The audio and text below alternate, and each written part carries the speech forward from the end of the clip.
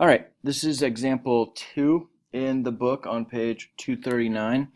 What you're going to be doing now is evaluating some expressions that have rational exponents.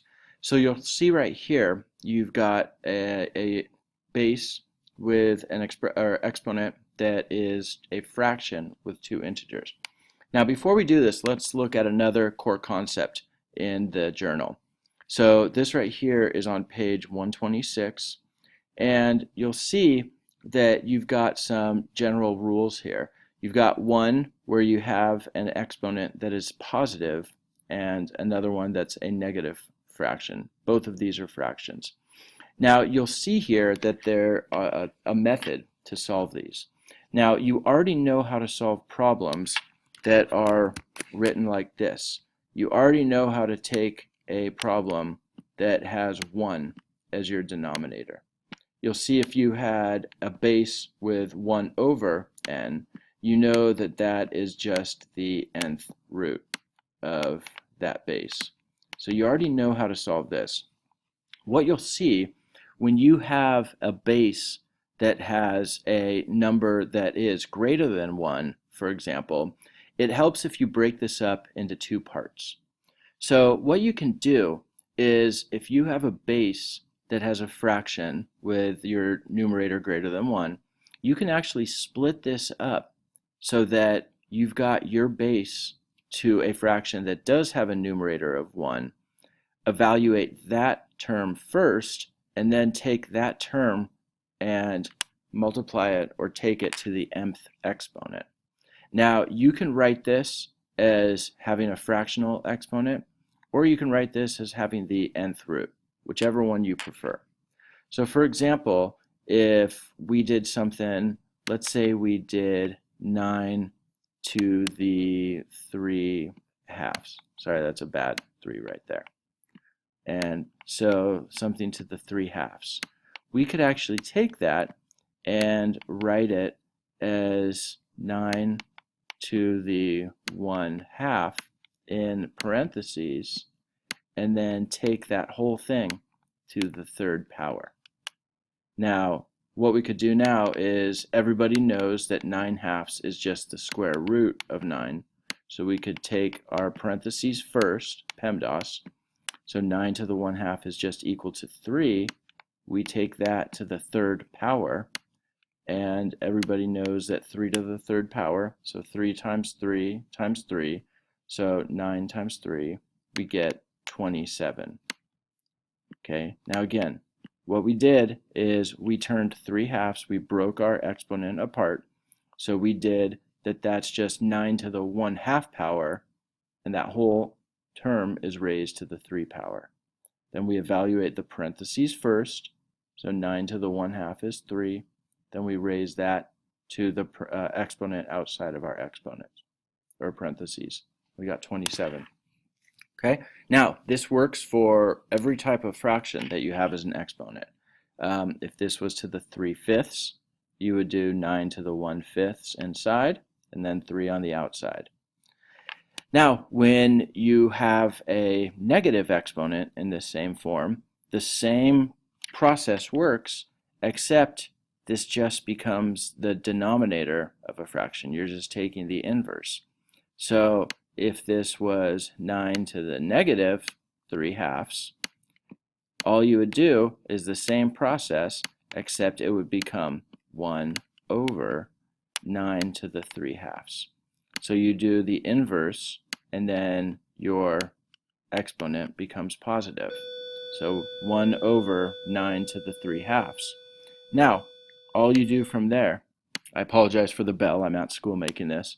So you have 1 over 9 to the 3 halves.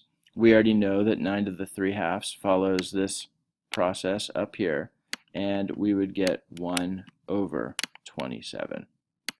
Okay, so that's the process for evaluating a nth root with m over n as your m over n as your exponent. And we can do this for both a positive and a negative integer exponent. Okay, so you can always come back here and pause this with this on the screen if you need to see how you actually do this. This is also in the book, and you're going to see how we evaluate this. So you can come back to this core concept. The rules are, and look at an example right here. So here we've got 16 to the 3 halves. Now the same rules apply. So what we can do is we see that 3 is our numerator and 2 is our denominator. So we're going to go ahead and we're going to evaluate this by taking 16 to the 3 halves. Now 16 to the 1 half becomes our term inside parentheses, and 3 is our exponent outside. Now we evaluate our parentheses first. So the square root of 16 is 4. We take 4 to the 3rd power, and that becomes 64. Now notice, we never wrote this in square root form. We just evaluated 16 to the 1/2 power and then did the 3rd power of that. That's called solving this in the rational exponent form. We never wrote anything in the radical form. Now, if you wanted to do this same process but use radicals, it would just be taking 16 to the square root. Now remember, this is the same thing as having 2 as your index, and then take that whole thing to the 3rd power. There's really no difference value-wise of doing these two processes. The only thing is that when you rewrite your terms, when you take your base to the 1 over the denominator, you're just either writing it as a rational exponent or writing it in radical form with your index as the denominator. You end up with the same value. So if they ask you to evaluate it in either radical or rational exponent form, it just changes the way that you write your term inside parentheses. Now for part B, you'll see that now our exponent is negative. So what that means is we're going to take the inverse, and our denominator is going to turn into this form right here, and we're going to make our exponent positive. Then our process is exactly the same. We're going to evaluate our denominator just like we did right here. So you'll see what we do is we first rewrite our expression as a fraction, 1 over this entire term. Now our exponent becomes positive. Now because this is the rational exponent form, we're going to leave this term that's inside our parentheses as a exponent that's still as a rational number. So this becomes 32 to the 1/5 because our denominator was 5. And we're taking this entire term to the 3rd power. So when we take 32 to the 1/5, we know that the 5th root of 32 is 5, or is 2 to the 5th power. So that base becomes 2. So remember, 2 to the 5th power gives us 32. So 32 to the 1/5 gives us 2. Now we take that expression to the 3rd power. So this turns into 1 over 2 to the 3rd, which is 1 over 8. Now, if we want to write this in radical form, what that means is we're going to do the same thing, rewrite this as 1 over this number right here. And then when we break it into parentheses, this is just going to be the 5th root of 32. So 5 is an index, radical 32. And then we're going to solve that and take that to the 3rd power. So really, the only difference between rational exponent and radical form is the way we write this term in parentheses. Now again, if you have any problems on this, you can go ahead and leave this up on the board while you solve these.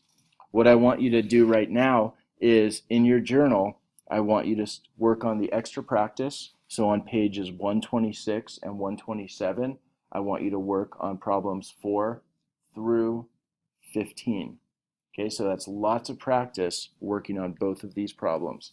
Make sure you write these in the correct form, and I don't want you to use a calculator on these. Okay, so do not use a calculator. I want you doing this by hand.